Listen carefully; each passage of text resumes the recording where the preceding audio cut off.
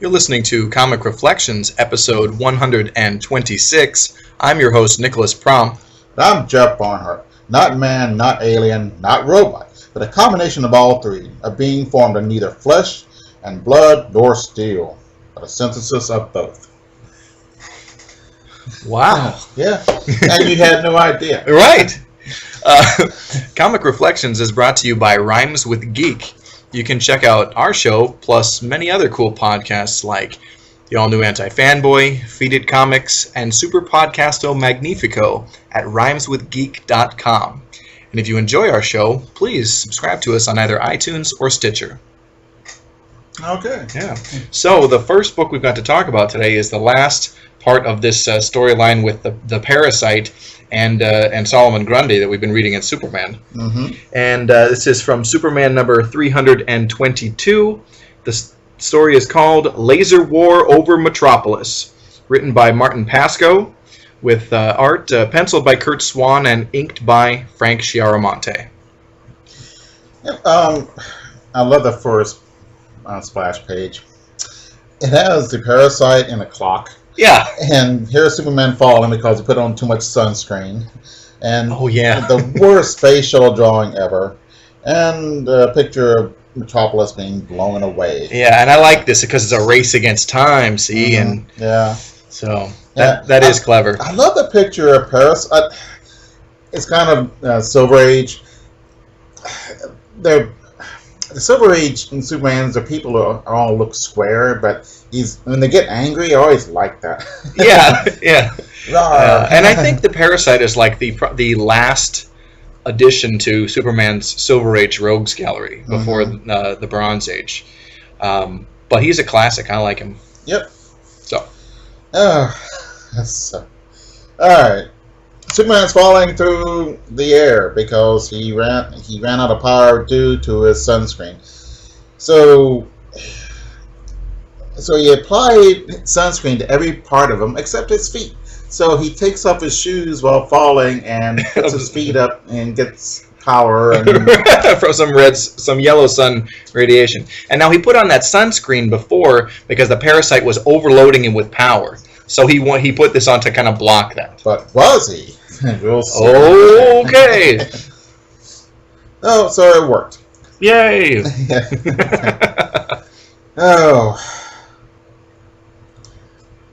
Okay, so there's this laser defense. Oh, gosh. It's kind of like the precursor to the 1980s Star Wars laser defense system, but yeah. Mm-hmm. And it's run by this general who's really ticked off at Superman for some reason, which we'll find out. So there's a laser beam up in outer space, so it's supposed to destroy commie nukes, but it's pointed at Metropolis and it by the Parasite, I think. Yeah. And he's holding Metropolis for ransom, right? Yeah, $1 billion. Okay. Man, what a lousy space shuttle that is. It's like a big... It looks like a Lego on the back of it. It's just really badly and I think, done. That's kind of surprising because I think of Curt Swan as a consummate professional. You'd think he would have a little better reference. Yeah. But, I mean, for the same reason I can... it's huge. It's about a third the size of the rest of the ship, and it looks like a Lego. Okay. God. Okay. Oh, well. Okay. Okay, there are some... utterly ridiculous things in this one. Really? Numbered about 6 of them. Oh, good. I love going through these lists like this. The first one is taking off his shoes to get the sun. It's silly. We'll call them URs. Okay, URs? UR1. What does UR stand for? Utterly ridiculous. Oh, thank you. Okay. All right. So, earlier, Mm-hmm. the physicist who's in charge of this super secret thing is simply a college professor, and the Parasite grabs him. No security. That is UR2. Okay. Okay. Okay, so... I love this. I hope this becomes a new tradition on the show. I don't know. This is a lot of utterly ridiculous items. Okay. in our past issues, Superman gets mad because he wasn't told about the laser thing. Yeah. And he gets mad and destroys the control panel. Yeah. Which is the only one with a manual override. You Oh, are 3. Right. So, yeah. We got some probably about a dozen, or you would think. For just one manual override. Really? For crying out loud. Yeah. All right. That's a good point. So, all right. Well, Superman takes a shower. And this is not ridiculous. Because he needs to... He needs to get that sunscreen off, right? Oh, utterly ridiculous thing 4. He has to take the bus because they're all out of power. Oh, that's right. He took the bus home and then before he took a shower. And what a missed chance to show them on the bus, people looking at them. You know, that'd have been a great little scene. Yeah. Yeah, I mean, that's hilarious, really. Stephen King, I think, I like the older Stephen King stuff. Oh, later on, I don't like. But what Stephen King did was he put supernatural into the world, our world. Mm-hmm. You know, the people eat Cheerios and they live in suburbs, and here comes Mr. Vampire or whatever coming there, and the interaction between the supernatural and the real world was interesting. Well, and it rings true. It feels real, and that's why it's scary, because you have an actual relation to it. If you write some story about a vampire in a castle in Transylvania, okay, we don't have a real connection to that. Yeah, you can enjoy it. Great. Dracula's a great novel, but Stephen King took it to another level, and it's really good. Yeah. And, he has a winning, formula, even though, his later material's like, man, I don't care. But he keeps writing bestsellers regardless, so. Yeah. I got into the Ramones because of him. He mentioned the Ramones in the Dead Zone. I said, I gotta check them out. And and Stephen King is pretty well known for being a rock and roller. He's always talking about the Ramones or AC/DC or Blue Oyster Cult. Mm-hmm. I love Blue Oyster Cult, man. So I like them and like AC/DC, although I'm getting tired of all of them, I think. But all right, so he's taking a shower and he busts. And he gets his Superman gets his power back, and he breaks his shower door. Oh man, how's he gonna explain that one to Home Depot? Right, indeed. So Parasite comes and he, at Mooney Island, where the device, Mooney Island, which is where the control room was, named after Jim Mooney, Silver Age artist for Supergirl. Oh, nice. Yeah. I'm not sure why Parasite wants to go back there, because I thought it was all destroyed. But he goes back there, and the MPs are guarding, and he makes some kind of like quicksand, and the MPs sink into it. Yeah, which was kind of cool. Yeah. Is he melts the floor? He melts the ground. Yeah, because it looks like heat waves are coming off that. Let's see. You are number 4.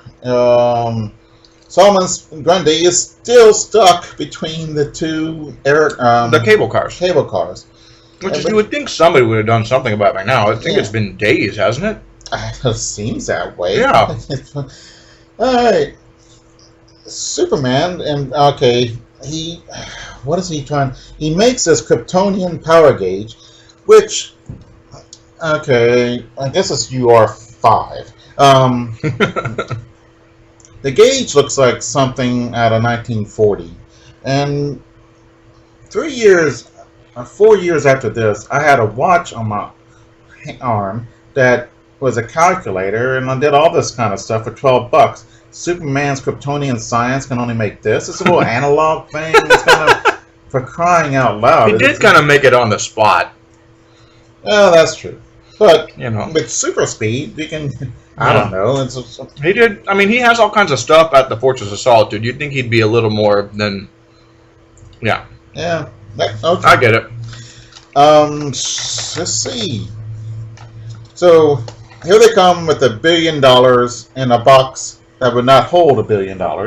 You are 6. Maybe inside the thing it's not bills. It's like negotiable bonds or something. Maybe. So there's a possibility. Yeah. And then they're too late. Okay. Because a parasite has already nuked the world or whatever? No, What do you mean they too passed late? the time. They got to be there at 12 o'clock, Uh-huh. and they're not. So he decides to fire the laser? Yes. Okay. But then... Yeah. So Superman says, "Oh my God, I'm late." So so he goes into the ocean and pushes the world out of the way. You are 7. Right. Anytime Superman moves a planet, I have to be like, really? And That would be monumentally disastrous. He would cause bigger problems by doing that than the laser striking Metropolis. yeah, he would. It's probably be the worst thing ever to happen to the Earth. Yeah, I mean, granted, he can put it back in orbit, but it would still cause a lot of damage Right. globally. Yeah. So, And yeah. Okay. yeah. So, but anyway, then he goes and he confronts the parasite. Who grabbed $1 billion? Mm-hmm. And so the parasite's grabbing the $1 billion. Superman grabs his orb or whatever. The crystal. The prism of power. Prism of power. So he destroys that, and then it's back to Parasite can only absorb Superman's power, or anybody's, by coming into physical contact with him. Because the prism allowed him to absorb it from a distance. Mm-hmm. But still, Superman still needs to touch him to fight him, right? Right. Basically. Yeah. And then Parasite attacks him from behind, knocks Superman down on Mooney Island, and we see a quicksand with the little helmets of the MPs floating. Yeah. All right, so is it they died? They were killed? I guess so. That's kind of... Well, Parasite is a villain. Yeah, he is. He's evil. So why not? So he takes... Hurricane wire? What? There's metal fence. Cyclone fences. Cyclone. Yeah, thank you. Hurricane. I can't think of anything. I just really like that. Cyclone, hurricanes. All right. I get you, but it's funny. Indeed. Here we are. The parasite starts monologuing. Oh, good. He's mad. Monologuing is the best thing in comics. It really might be. Mm-hmm. It's so fun. Why I'm so mad and why I'm so super villainous. Yes. And what I'm gonna do to you. And you can't stop me. Yeah. And now I'll have my glorious revenge. Yeah. You don't remember the parasite is that purple? Yeah. Okay. And he's got the sharp teeth. It looks like jagged. Mm-hmm. And he's really, really mad. Then he starts crying because Superman ruined his stupid plan. Okay. And Superman says, "What are you going to do with $1 billion? Where are you going to use it? Yeah. You can't go to the Stop and Rob and buy a soda. You can't do. Yeah. He's the parasite. He can't go and do anything normal. Right. He's a disfigured monster. Mm-hmm. So. Yeah. All right. Well, Superman gets his power back while they're monologuing, and uses heat vision on him, and then breaks out of the cyclone fencing, and then here's another big fight. And they're both using laser eyes. Heat vision and flight now. Yeah. Oh, Julie Schwartz writes an editorial thing. So intense that for the first time, Superman's heat vision beams are visible to the naked eye. Which is weird because I always thought that you could see them. Yeah. Well, a lot of times you don't see a beam. You see, he catches something on fire. Yeah. Gets somebody to hot foot. Usually Steve Lombard. Yeah. But like I'm sure like at low intensity it would not be visible. But I figured when he's shooting a big blast, to like get somebody, I would figure it was visible every time. So that's weird to me. Yeah. And the heat vision evolved from the X-ray vision. Oh, didn't I know? Like originally it was the X-ray, and the heat vision came from intense application of the X-rays. But see, then eventually it differentiated as two different powers. I'll be darned. Yeah. All right. So the more you know. Yeah, indeed. So they're fighting over a roller coaster. Why is it? This is a strange comic book cliche of stuff happening at a carnival that no one is at, or oh yeah, because roller coasters are cool. People get on them. They're roller coasters equal fun. Yeah, And but also a carnival is also mysterious and spooky. You see carnivals so much in comics and amusement parks and things. yeah, and the Joker really likes them. Oh yeah. Yeah. That's where else are we going to have it? At a meat packing factory, Right. I mean, it's a good setting, and visually it's cool. I'm just like, you see a lot of amusement parks in comics, so. Right. So, Superman smacks Parasite with a roller coaster car and knocks him out for a little bit. All right. So then Parasite wakes up and he sees Superman with his back turned to him. And But is it Superman? hold on. Okay. It's a foolie. It is a foolie. He turns around as Solomon Grundy. Yeah, Grundy. Remember him? Yeah. But why doesn't Solomon Grundy's power go to the Parasite? It could be that because Solomon Grundy's power is supernatural, that the parasite is not able to absorb it. Maybe so. Okay. He's looking fine in that cape. Yeah. And this is a new Solomon Grundy, a facsimile or whatever that was created from remnants of the other one, or from Slaughter Swamp that were left in Metropolis. Mm-hmm. Because the original, the genuine article of Solomon Grundy is still trapped on the moon. Yeah. Right. I think. I'm not sure. Okay. So anyway. So, alright. So Solomon knocks out Parasite. Superman takes the Parasite and $1 billion back to the police. Mm-hmm. He takes Solomon Grundy to a planet with low gravity so he can fly around. Because that's why Solomon Grundy wanted the cape to begin with. Because he thought it would make him fly. Right. Right. So now Superman thinks that Solomon Grundy could be the hero of that world, which would be interesting. And then that'd make a good... that'd be a good comic book. Yeah, but I think this Solomon Grundy, the duplicate Grundy, or whatever we want to call him, is a throwaway. This was a way to get rid of him, and then we can focus on the real Grundy. I don't know. I'd still like to see. Sure. No, it would be a fun story. The throwaway sometime or most interesting thing. Well, yeah, sometimes it's like, oh, okay, what are we going to do to write this character out of a story? Mm-hmm. But there's plenty of story ideas to spring from that. So. Okay. It's a good point. So, we have the one-armed general getting mad at Superman. Mm-hmm. And, I don't think you can be a one-armed general. I don't know, maybe so. Because I'm not sure if you lose an arm or a leg, you can still be in the service. Well, here's the thing: if he's not serving in a combat capacity, if he's advisory, strategic, then now you're thinking logically. This has nothing to do with this is the military bureaucracy. I don't know. Maybe he lost his arm when he was already pretty high on the totem pole. Maybe. Okay. So I think we find out more about that later. Yes, we do. Okay. All right. Superman comes and wakes up Lois, and he gives her this. You are 8. And the utterly ridiculous. Yeah. Okay. The evil one-armed general is you are 7, I think. But, okay. And the mood ring is actually I was calling him utterly ridiculous thing. Because 8 is the mood ring, which is huge. It goes over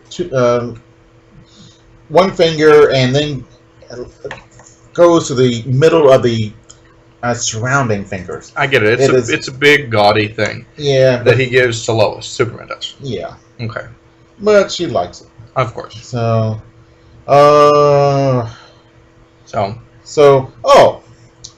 And utterly ridiculous thing 9. She offers to make beef bourguignon. Beef bourguignon or whatever. Yeah. And he says, no, make something Kryptonian, and you can use what can you use? It's pork chops can fake it, but never turn down beef bourguignon. It's one of the greatest things ever. Is it? What made Julia Child famous. she wrote her book about French cooking, and at the publishers they said they gave it to one of the people, and I said, I'm going to look up beef bourguignon because no one can make it in America, and they made it according to her recipe, and it turned out fine, or great, and it is super delicious. So right on. That's it. Okay. But man, all right, not bad. Utterly ridiculousness aside. Yeah. Okay. So let's carry on with Superman number 327. The lead story being The Sandstorm That Swallowed Metropolis. Martin Pasco wrote this, Kurt Swan penciled it, and Frank Chiaramonte on inks. Yeah. Oh. Huh? So Superman faces off against Cobra, the international supervillain, who is really a cool villain. Not bad at all. All right, so Clark goes home, and someone holds a gun on him, and then rips off his suit, and then, it's Superman. We knew you were Superman all this time. And, whoa. But Cobra doesn't care. Yeah. So yeah, it's Cobra and his agents of his organization that are also Cobra. Now I must note, this Cobra was a character created in the 70s. He even had his own series for a handful of issues. It predates the G.I. Joe villains Cobra. Yeah, so, but it uses a K instead of a C. Correct. Well, there are a few... You only have a few villainous animals. Yeah. Cobra, tarantula, shark. Other sharks are kind of cool, but I don't want to be in the water when I'm there. Right. Let's see. All the poisonous snakes. Sure. And but a cobra's a great image, the fanning out of that thing on their neck or whatever. Right. Yeah. So. And mammals usually, I don't know, grizzly bear. That's not. If there was a villainous organization called Grizzly and it was an acronym or something, it would be stupid. We would laugh at them. Yeah, we kind of laugh at Cobra now, but yeah. Okay. So Cobra has the guy, not the organization, has a stupid-looking gun. Yeah, it looks like a glue gun. Yeah, and which they dug out of the desert, and where is it? Probably. Oh, they don't say. Some desert. They really have this front-end loader, and the bucket has a Cobra on it, which would last about 1 second, and it's 3-dimensional. So you have. That's so ostentatious for don't you think it'd be a little more practical? Oh wait, but it's super villainy, of course. Right. Yeah. You got to be extravagant and weird. I mean, it would come off. Well, yeah, no, it would if you used it. You're right. Okay, so Skull comes by, and they find a gun, and then Skull comes by and steals it. So then they. So is Cobra kind of at war with Skull? Yeah. Okay. Superman discovered the gun. He put it in his closet. So Cobra then comes by and grabs it, and so they fire at Superman, and he loses his clothes, and and they twirl him around with some weird thing. It is weird looking. Yeah. He's got a force field and venom spray, and the Cobra has all this neat stuff. Yeah, and he runs away. Okay. And then Superman's neighbor barges in, but Superman has time enough to put his clothes on, and say, "Hey, we've got a burglar." Oh man. Yeah. Hey, so we get a quick little interlude at the Justice League satellite, and we see Batman and Green Lantern and Aquaman. Now, is that a flashback or what is that? Yeah. Okay. They were talking about Cobra, right? Because all three of those other Justice Leaguers had fought him individually. And they said they're really dangerous. Yeah, they beat him, but he got away, and every time. Okay. And that's to provide justification for is this guy really a menace worthy of Superman? Yes. Yeah. Oh, actually, very good. Yeah, and I think Cobra is a cool villain. So. Yeah. He's sartorially challenged, I think. Sartorial? What do you mean? His clothes. It just kind of looks goofy. Well, yeah. Well, they all do. Well, sure. Yes, let's be real here. All right. So Clark is making a documentary about Superman and wants a ratings blockbuster. So they're looking at pictures on a slideshow. Mm-hmm. And Soups is battling a Mgor from the planet Tremora. I said, nah, that's boring. You gotta be kidding me. He's got this big old dragon he's fighting. How is that boring? How can you be that jaded? Superman doing anything is, wow, it's Superman. Look, Yeah. But how can the super feats or adventures of Superman seem mundane? How could that be boring unless he was catching litter bugs? Right. I think Superman would be interesting if he's reading the paper. That's myself. Yeah. But then we don't live in a world with Superman. Yeah. So maybe it does. Oh man, they're hard to please. I guess Metropolis, for crying out loud. Oh look, here's a airplane crash. Well, that's kind of, unless I know somebody on it, and I feel bad when planes crash, but I don't find them inherently interesting unless they disappear, which is it's not fun that plane, a Malaysian plane. Yeah. So, but I mean, you would think that's less interesting than Superman fighting a dragon from space. Yeah, that no one's ever seen before or since. Right. But it's as if that stuff happens all the time. But it's interesting. Because if Batman came into Metropolis and had an adventure, that would be big news and interesting because that doesn't happen all the time. Superman's around all the time. It's almost like he gets taken for granted. Yeah, I guess so. They know he's going to take care of everything. They expect him to. And, Okay. So Lois is looking out and says she's going to open the window, and then Superman says stop. And then she opens the window anyway. Well, Clark says stop. And sand blows in like crazy. More importantly, it blows up their skirts. So we get some fan action. A fan service, excuse me. Okay. Alright. So Metropolis is deluged with sand. And this stupid this machine that sprays the sand everywhere looks totally Saturday morning cartoon. Yeah. It is ridiculous looking. Yeah, boo. And here comes Cobra on his Cobra mobile. It's a flying snake platform that looks like a snake head. Yeah, that is cool. Cobra mobile. Alright, so, hey. And Cobra says, stop. Well, look over there. There's your mom and dad. Well, your Mom and Pop Kent. Yeah. And weird, they are dead at this time because they died and then Superman went to Metropolis. Okay. That's how that goes. That's what the end of Superboy stories and into Superman. Right. But he snatched them from like a moment in time or something. A week before they died. Yeah. Weird. Yeah.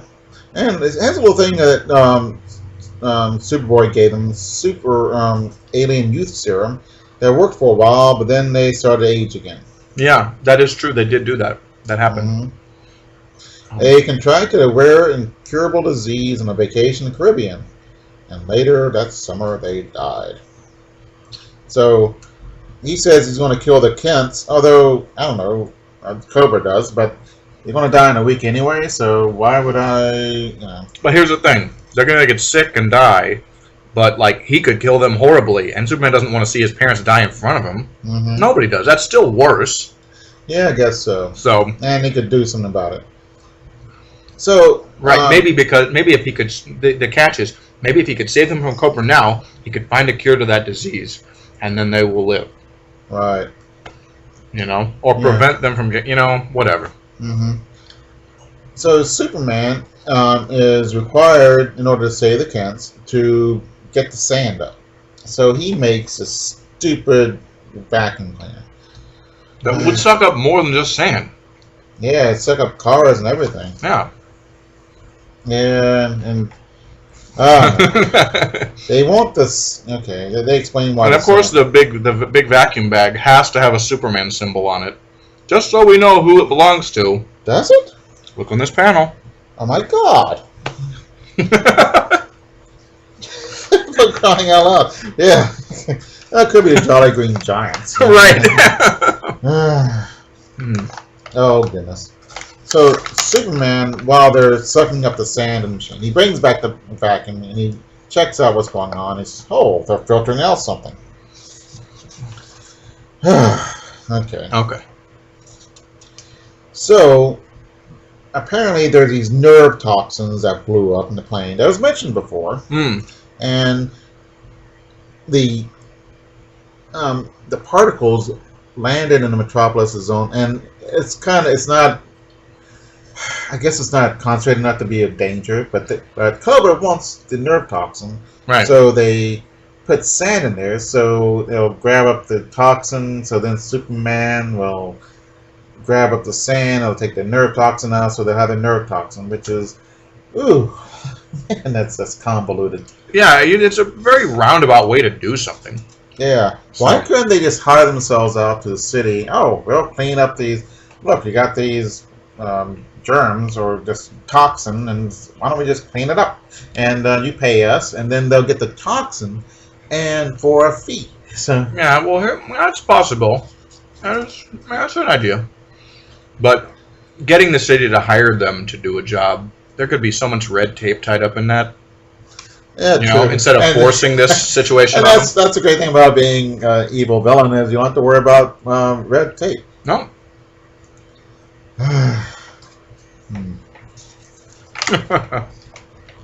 So Superman is telling this to Cobra, and he's explaining, "Oh, I figured out your nefarious plan." I knew I was thinking the word nefarious too. That's funny. Okay. Is there any other word for it? Oh yeah, but I'm not going to go into Dastardly. Yeah. Yeah. So anyway. Dastardly is one of my favorite words. Mm-hmm. So Cobra gets mad. So, oh, I'll kill the Kents. And Superman, I made Kent dolls and blew them up, and so you just killed the dolls. So, and he made so weird. He made glass because the Kents were kept in this glass bubble. Mm-hmm. So Superman uses sand to make glass and makes a bubble. Mm-hmm. So now he gets mad at Superman, gets mad at Cobra, and charges into him, but it bounces off because of the force field. Mm. Oh, he's got a kryptonite ray. Of course. And he hits Superman, and Superman's weak. Why didn't he use that in the first place? Oh, he needed Superman to clean up the sand. No, but why didn't he just use... okay, that's right. Okay. Yeah. Okay. So Superman has this moral quandary. Only Superman has. Does he tell his adoptive parents that they're going to die within a week? And he decides not to do anything. Right. That's probably the best thing to do. Yeah, would you want to know, hey, you're going to die in a week? What, Oh, get your affairs in order. Yeah, but... But, I'm already old. And say, oh, you got 1 week to live. But it would be a serious... No, okay, you're going to die within a week. Yeah. I'd want to know. But then, you can do all the bad habits that you wanted to, that you got rid of, we want to start again, and and get drunk all the time. I would want to know. Okay. Spend the last week drunk. Yeah, or something. Oh, well, right. I don't live it stone cold sober. What are you, crazy? I'm gonna die. All right, Oh. Mr. and Mrs. Superman. Oh yeah, we have a backup story. It's called "Two Can Die as Cheaply as One," and oh boy, it's written by Cary Bates, penciled by Kurt Schaffenberger, and inked by Joe Giella. Yeah. Hey, we got some house ads. Oh, we want to talk about that? Yeah, Superman Family, which is always good reading. Mm-hmm. Let's see. OSS Spies at War. Oh yeah, I think that was in one of the last issues of Showcase, I think. And Battle Classics, Sergeant Rock, Hot and Tank, Johnny Cloud together.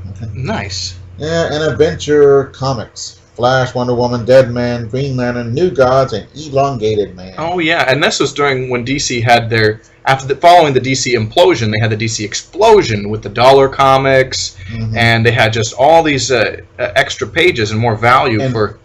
In fact, there's a write-up in here about the new DC dollar comics. Yes, from Jeanette Kahn, the woman who saved DC Comics. Yeah. Is she still working there? Or is it... No, she's retired. But oh, good for her. But she came along in the late '70s and whipped the company into shape. Yeah. And the '80s were an amazing decade for DC. So I have nothing but praise and wonderful things to say about Jeanette Kahn. Mm-hmm. So Who is that character there? Which character? That. That's Darkseid. Is it? Yeah. Okay, I thought it was Doctor Doom. Okay, it's teeny tiny. I understand. So, all right. Two can die as cheaply as one. So this is a story of the Earth 2 Superman who did marry Lois. Pre-crisis. So. Okay. So they're they're outside their apartment. They're moving in. They're newlyweds. Yeah, and in a couch. You know, I always wonder how they load stuff into apartment buildings. How do you load? You know. Sure. You know. Well, if you get it from IKEA, you put it together in your house. You bring Yeah, the box in, but yeah. But you got a nice couch. IKEA is great stuff if you're starting out.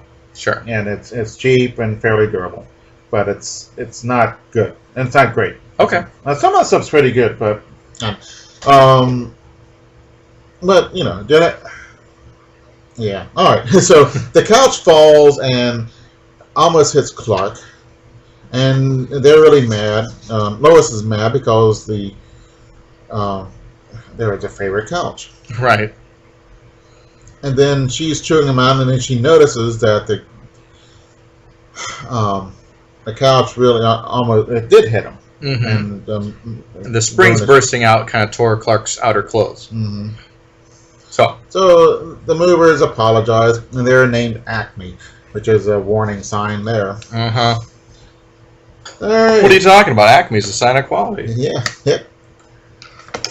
Okay. So Clark goes out and he gets in his car and it blows up, and you see because it blows up, it destroys Clark's uniform. Yeah. And shows Superman. Or his regular clothes. Right. Civilian clothes.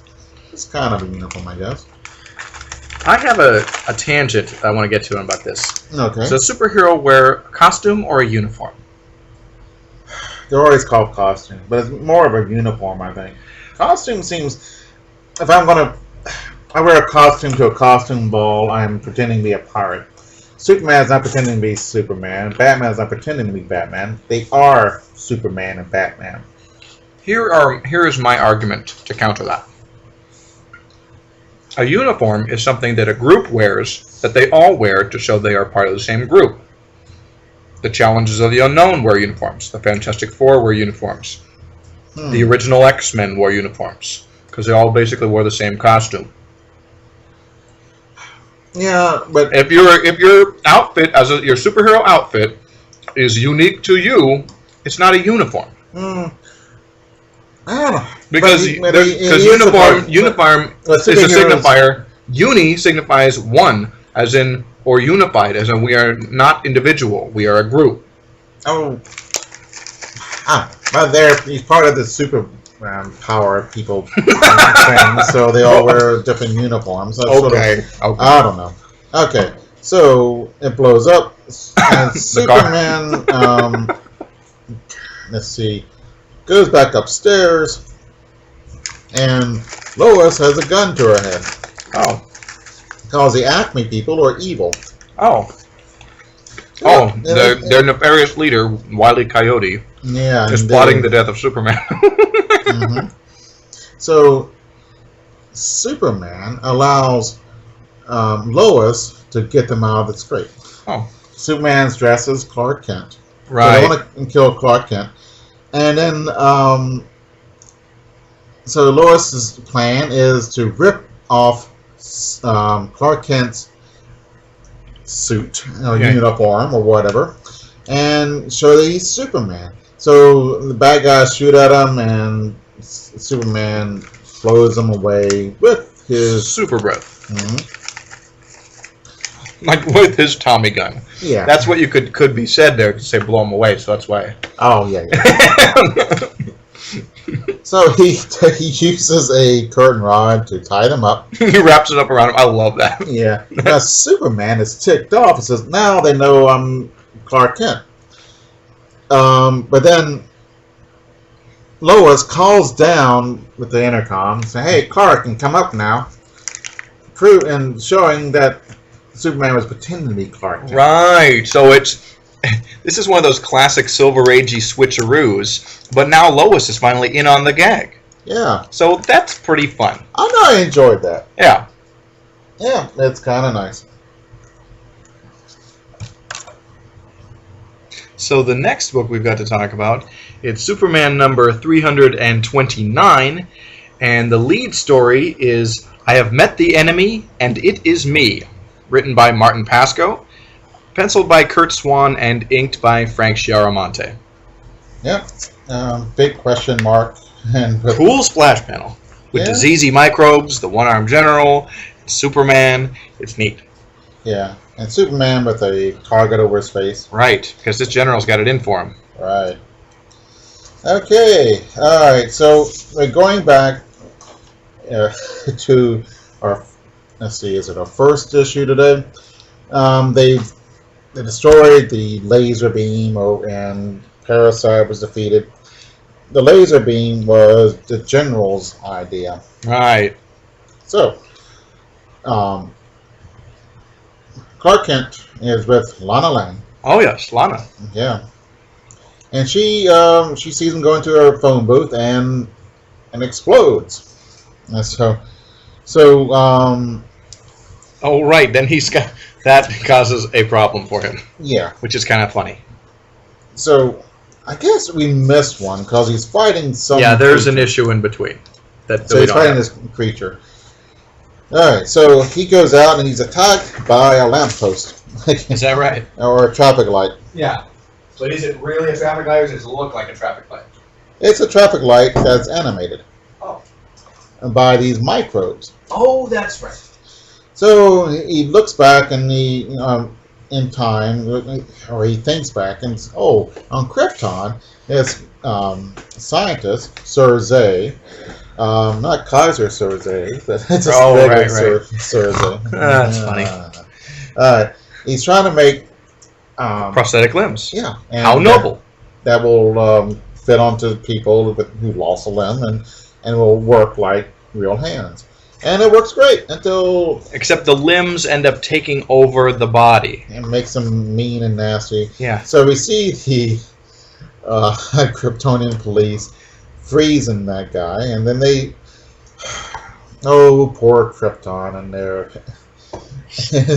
they always send out things in outer space. Well, here's the thing, except that Kryptonians did not practice interstellar travel.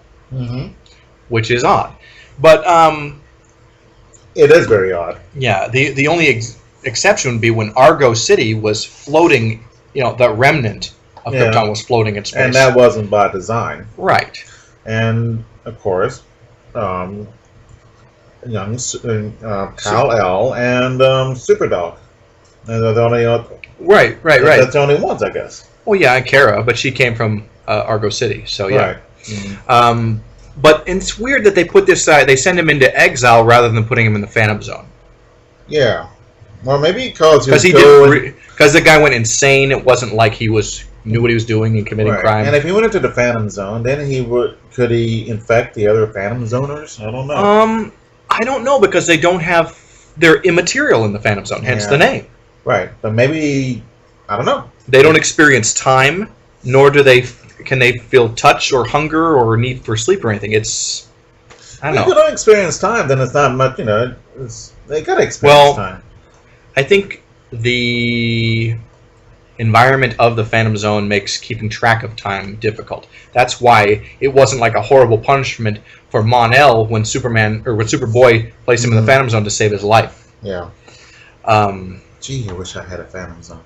The Phantom Zone projector would be cool. Mm-hmm. So they send out the creature in outer space and lands on Earth. And so here and why is everything that was left over from Krypton manages to make its way to Earth at some point, including Kal-El? Yeah, well that was by design, but yeah. Oh yeah, but it's still an accident. I mean, that's right. I guess he did. Jor-El planned to send him to Earth. Right. So, but everything else is an accident. Yeah. So Kal-El is a traffic light post, and it's got him tied up, and he can't do anything. So he looks down and does with his his microscopic vision, sees that there are microbes. The microbes are touching his uniform, costume, whatever, and not his skin. This is very important. Okay. Because if it touches the skin, he becomes a mutant, whatever. Wouldn't his invulnerability under the yellow sun protect him? I don't know. Apparently not. Okay. Superman is invulnerable to most things. He's not invulnerable to everything. Yeah. He's not invulnerable to magic. That's right. Or kryptonite. Right. This is neither of those things. Yeah, but he may... Well, this is Kryptonian stuff. Okay. So maybe he's... I don't know. Who knows? Okay. That's good. That's true. If it is is from Krypton, there is a potential for it also to harm him, like kryptonite. So I'll buy it. Yeah, well, it's probably even if it doesn't, it's wise to be careful. Right. So actually, the other guy is a Kryptonian. Oh yeah. So he's got all of Superman's powers plus this metal stuff, right? Mm-hmm. Because the guy who was sent into exile is on Earth now, right? Yeah. Okay. Well, kind of. The microbes that absorbed his body. So it's not really the guy. So so Superman uses super cold breath. Yeah. And knocks out the bad guy, and then he, I don't know how he does this. He switched to suction breath and sucks up a hydrant, and the cold water hits the lamp, the traffic lights, and lets him go. Oh, I see. So, it's... Okay.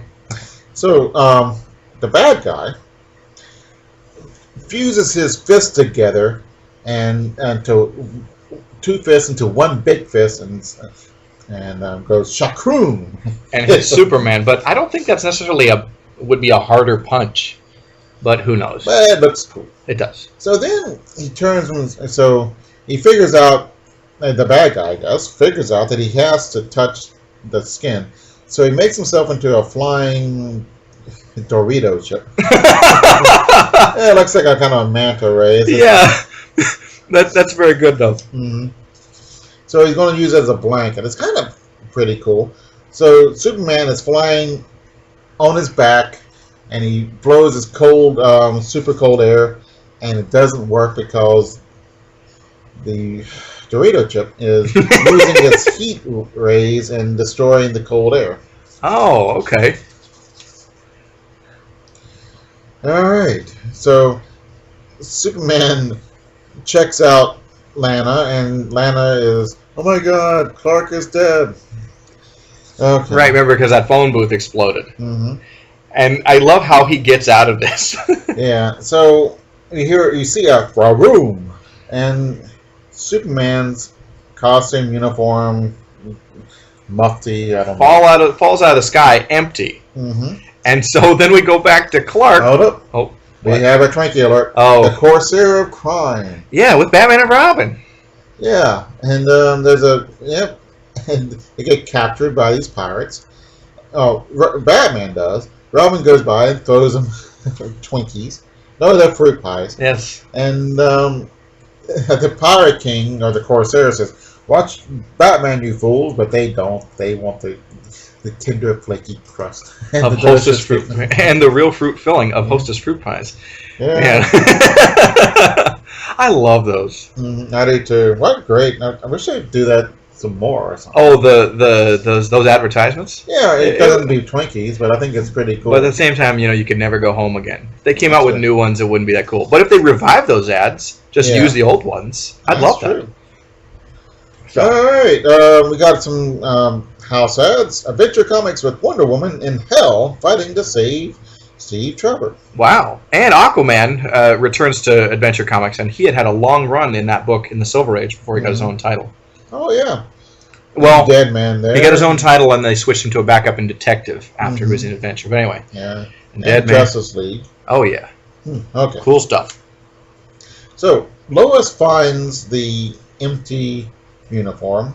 Oh, that's that ad for... the house ad. I'm looking. It's the issue of the Justice League where Zatanna joins the Justice League. Or does she? Well, yes. But she'd certainly fought alongside them before in the Silver Age, but it's odd that it's like, 1979 or 80, and that's when she joins? Yeah, it is. Yeah. Oh. All right. So, So Lois finds the empty uniform. Lana is really sad that Clark is dead because she was such a nuisance, Mm-hmm.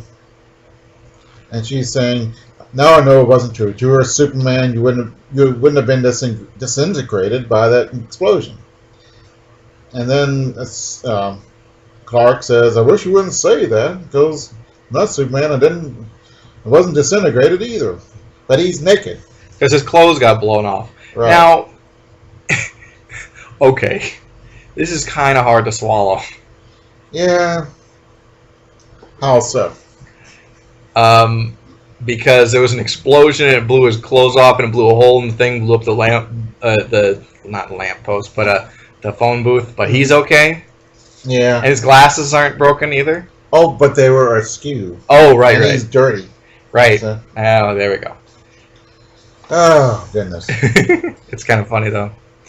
So then the alien creature shows up in his costume. No. Okay. So what happened was Superman takes his costume, wraps him up, and gives him a super blow. And Okay. Then it explodes. And there's an explosion, and he hopes that the creature thinks that he's dead.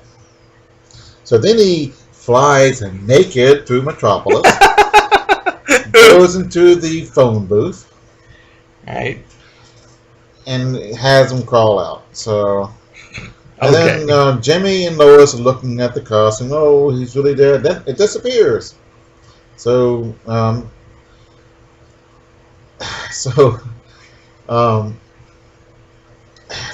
right. Lana steals a coat for Clark to wear.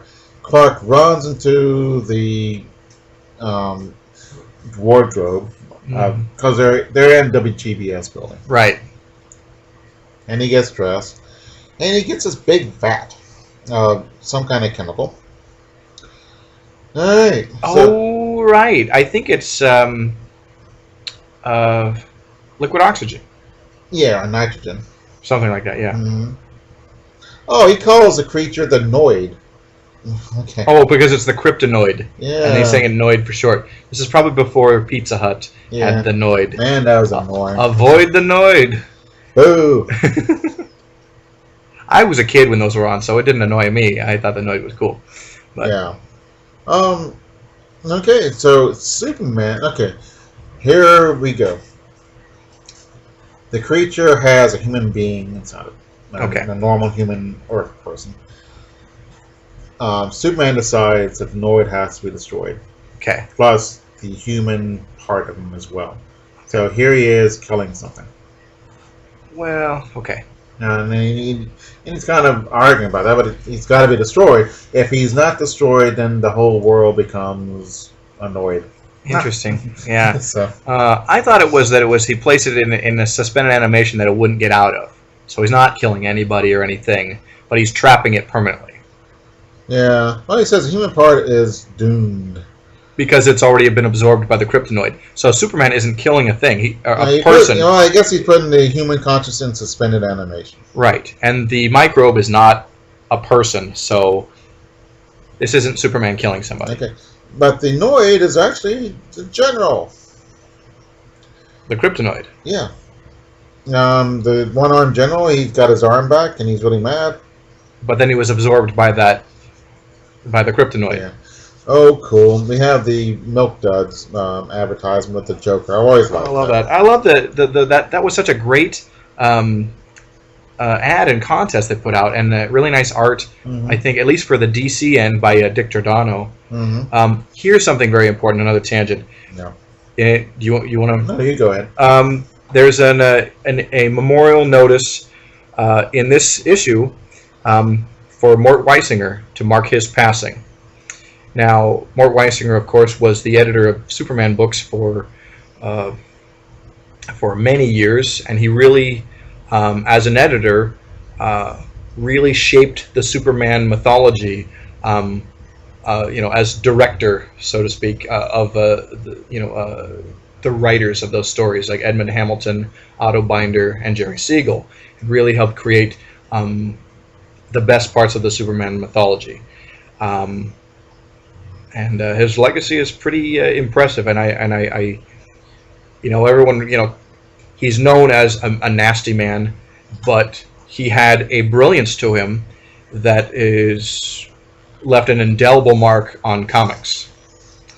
And so this is, I think, this memoriam was probably written by Julie Schwartz or something like that. But it's not signed. No, but it's an important thing to mark his passing. And I believe this this issue is the November '78 issue of Superman, and so if it says November, that means it hit the stands 3 months previously. So it probably came out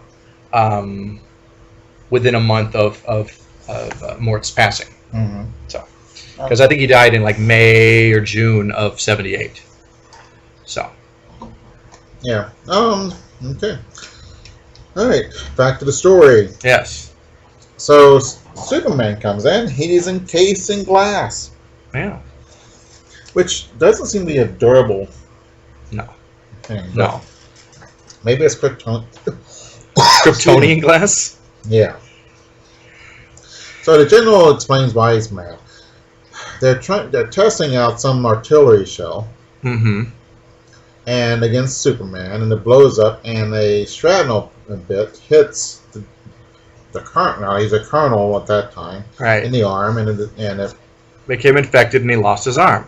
Yeah, which is when you're testing out that stuff, safety concerns, or you stay way back. Yeah, so doofus, and also we find that Superman wasn't really there testing the artillery. It was one of his robots, which he had since decommissioned. So the general actually had become fused with the Superman robot that caused him to lose his arm, that he blamed. So, consumed with self-hatred. Now he hates himself. That's... How did he get fused with the Superman robot? That's where I got confused. Oh, they found part of the robot, because Superman deprogrammed the robots because pollution was making them go haywire, which is absurd. Right. You can't... Right. For crying out loud. That's a contrived reason for them to just say, hey, let's not do Superman robots anymore. Even though they're a great plot device. I thought so. So. And, But the 70s is a decade where they took away a lot of things that made Superman Superman. And in trying to be relevant or in the now. And it just made for really bland stories. So. Right. Mm-hmm. So the general's annoyed that he's that. So Superman blows him into the vat of, let's see, no, it's liquid helium. Oh, okay. Now, what did you say? Liquid oxygen? Liquid oxygen. I was thinking nitrogen, but it's liquid helium. So he'll be in a state of suspended animation as long as he remains in the vat. Mm-hmm. So Superman not killing it. And he takes it, I think, to this Fortress of Solitude in the Arctic. Well, there you go. And then Lana Lang is wondering why Clark wasn't killed. And Lois and Jimmy and Clark all say, "Oh, brother." Right. Lana is taking the Silver Age Lois role of now always thinking he is Superman. Yeah. Because she always thought he was Superboy. So right. so she has had no progression as a character. No, she's still cute. Yeah, I like Lana. Cuter, yeah. So we have a backup story. It's another Mr. and Mrs. Superman. Actually, story. I kind of like these. They're kind of, I mean, they're kind of whimsical. Yeah. They are kind of fun. They're better than those Private Life of Clark Kent stories, which were so lame, right. Or the Fabulous World of Krypton, which was a cool idea, but boy, they were bad. They were just not good stories. I don't wonder if they were drawn for something else, and they put it on Krypton or something, because it doesn't really seem Kryptonian.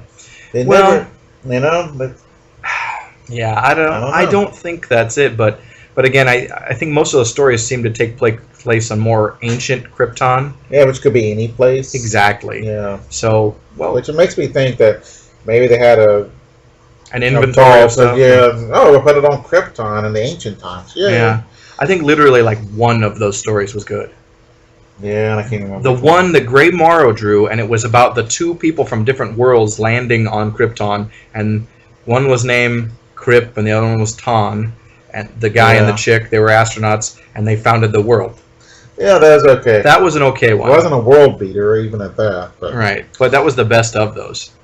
Okay, Clark and Lois are married. Oh yeah, they buy a new car. That's right. So they're on Earth 2, and this is called Secrets of the Talking Car. Where's the credits? Carrie Bates wrote this. It's penciled by Kurt Schaffenberger and inked by Frank Giacoia. Wow, man, this is 1978, but the car is 1957. Well, because it's Earth 2. Yeah. And on Earth 2, they got married probably around that time. Oh, okay. All right. So, because Earth 2 does take place in an earlier time. Mm-hmm. So, they're admiring the car, the new car smell. Mm-hmm. And Superman's happy he got his new car. And Lois says, "Well, you're Superman. Why are you so happy about it?" "Well, it's a new car." He said, "It's great." Okay. That's it. Okay. And their car gets stolen. So Superman gets his clothes on and goes finds it, and he uses the smell of Lois's perfume and the new car smell. In one nostril, he smells for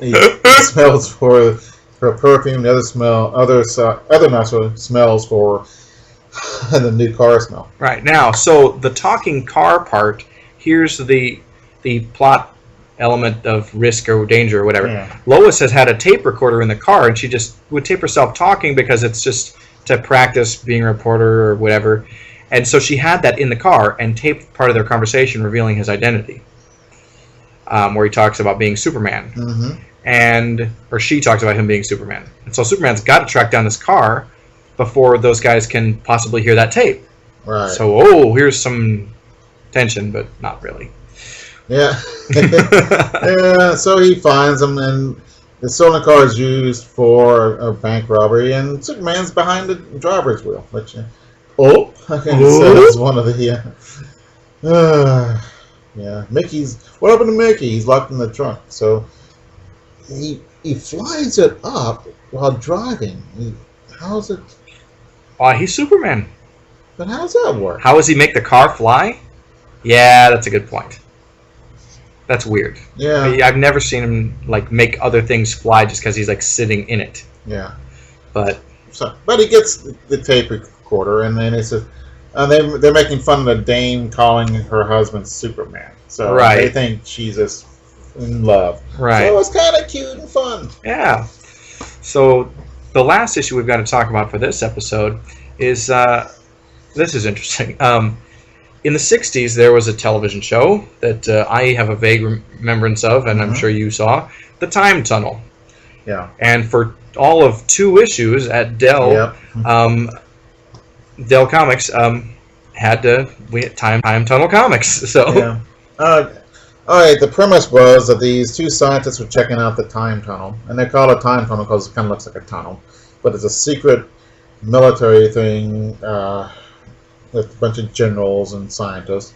They're going to test it out. A senator comes back. This is a waste of money. So they said, well, we'll try it out right now. So they tried it. They sent 2 guys who are scientists out. They both happen to be young and good looking. And they go, and they can't get them back. But they can watch them. So as they drift through time, because they'll go to a place for a while and then hop to somewhere else. Right. And that, I don't know how long that series ran. In just a couple of years. Yeah. And I don't know. I think it started in black and white and then switched to color, so it was at least a couple seasons. It was using a lot of 20th Century Fox film footage. Oh, found footage? Yeah. Or not found, stock footage. Right. And it's kind of, I don't know, although the one about the Trojan War, for some reason I remembered it after watching it 40 years ago, so I don't know. It stuck with me. Well, yeah, they're okay. Irwin Allen's kind of a hack, though. He made the. Oh yeah, he did that show, and what else did he do? He did Voyage Under the Sea, and he did another science fiction show. I don't know. Yeah, he did The Swarm, or the one about the bees.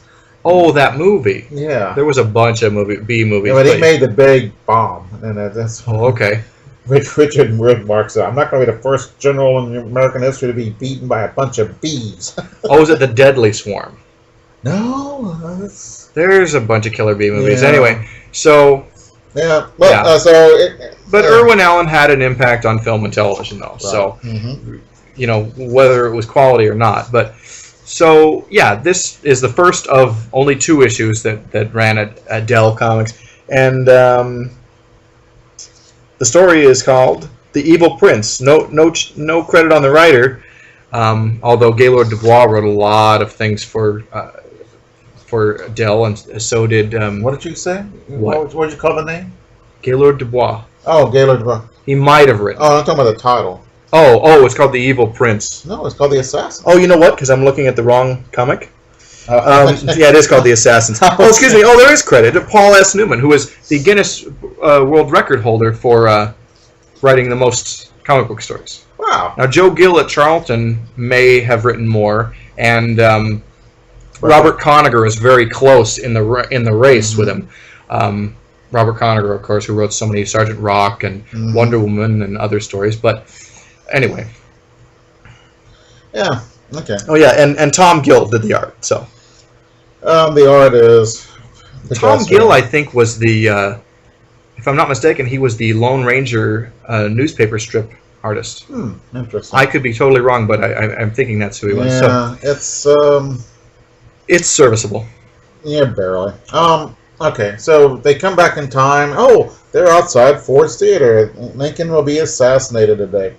There's a interesting speculation. I think there was a science fiction short story that if Lincoln had lived, he'd been one of the most hated presidents because it's just a bad time after the Civil War. Sure. And handling Reconstruction and all that, no one could handle it well. That's interesting. I'm not sure, but it's something that's to an ponder. Interesting bit of speculative fiction. I enjoy those kinds of stories. I do too. Yeah. But so they try to save Lincoln. I almost said they want to try to save Hitler. No, it's Lincoln. Right. Yeah, very easy to confuse. Yeah, indeed. It's ironic though, because I like that kind of speculative fiction about what if in history. But I find historical fiction to be just, Dullsville. It depends on what you read. Historical fiction the about Flashman series is good. I just read the first novel in the Flashman series, and I like that a lot. I'll probably read The Masters of Rome. Is it Masters of Rome? Yeah, which is my favorite. Right. Colleen McCullough. Yeah. And I love Flashman too. And if it's something about something I'm interested in, I want to read it. But if it's I don't want to read crap about the Civil War or the American Revolution. Because I'm not interested in that time period. I'm like, because I like science fiction. I like the future, I don't care when it is. So it's something interesting is happening. Yeah. And, you'll never catch me reading Johnny Tremaine. So. Oh, okay. I remember my sister really liked that book. I think. I have to read that sometime. I think because I don't know. If there's a war going on or something really interesting like that, I'll like it. But it's got to have something fascinating. It can't be somebody plowing land, right, or something which does not interest me. Right. Your results, your mileage may vary on that. So right. Okay. So the problem is they want to save Lincoln, and how are you going to do that? Because they're dressed in 20th century clothes. Yeah. And who's going to believe them? Yeah. So they go to the owner of the Ford's Theater, and they warn him about it. And they said, "Well, there's a hole in there, so someone can look inside." I'm not sure that's true or not. I didn't look. No, and they keep referencing like a movie they saw on TV, as if that would be the most accurate sorts of information. Yeah, indeed. They're scientists. They hadn't read a history book, so it must be from the 2010s. Oh man!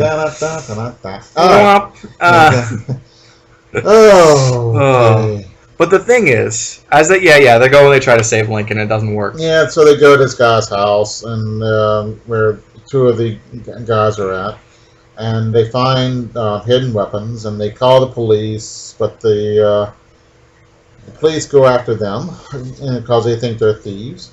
Yeah. So they just spend the time um, trying to save him. They see Abe Lincoln and they try to warn him, but everyone's yelling, and so they can't be heard. So they're chased because they're wearing weird clothes. Mm-hmm. Okay, so that's about We've seen this before 100 times in every time travel-y science fiction thing. It was done so well in the Superboy thing when he goes back and Lex Luthor's after him, and Lex Luthor stops him from saving Lincoln, and that was just I missed that one.